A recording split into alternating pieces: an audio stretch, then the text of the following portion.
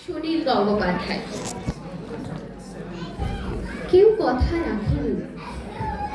৩৩ বছর কাটলো, কেউ কথা রাখেনি। ছেলেবেলায় এক বষ্টমী তার আগমনী গান হঠাৎ থামিয়ে বলেছিল, শুক্লা দ্বাদশীর দিন অন্তরাটুকু শুনিয়ে যাবে। তারপর চন্দ্রভুক অমাবস্যা গেল, ষষ্ঠমী আর এলো না।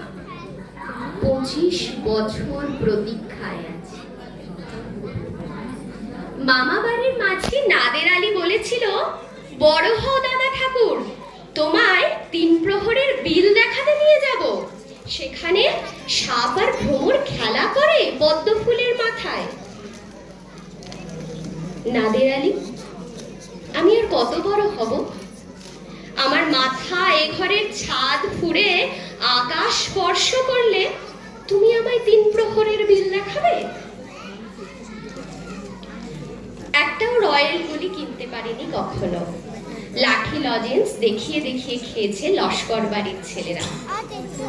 ভিখারিদের মতো চৌধুরীদের গেটে দাঁড়িয়ে দেখেছি ভিতরে রাস উৎসব।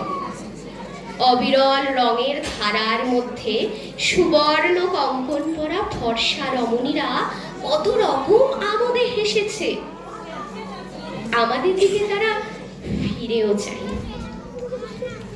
বাবা আমার কাঁধে হাত রেখে বলেছিলেন, দেখিস আমরাও একদিন। বাবা এখন অন্ধ, আমাদের দেখা হয়নি কিছুই।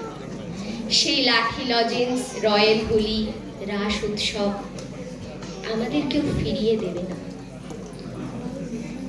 বুকের মধ্যে সুগন্ধি রুমাল রেখে বরুণা বলেছিল, যেদিন আমায় সত্যিকারের ভালোবাসবে সেদিন আমার বুকেও এমন আতরের গন্ধ হবে। ভালোবাসার জন্য আমি হাতের মুঠোয় প্রাণ নিয়েছি। দুরন্ত ষাঁড়ের চোখে বেঁধেছি লাল কাপড়। বিশ্ব সংসার তন্ন তন্ন করে খুঁজেছি ১০৮টা নীল পদ্ম। তবু কথা রাখেনি বরুণা। এখন সে যে কোনো নারী। এখন তার বুকে শুধুই মাংসের গন্ধ। কেউ কথা রাখেনি। ৩৩ বছর কাটলো, কেউ কথা রাখে না।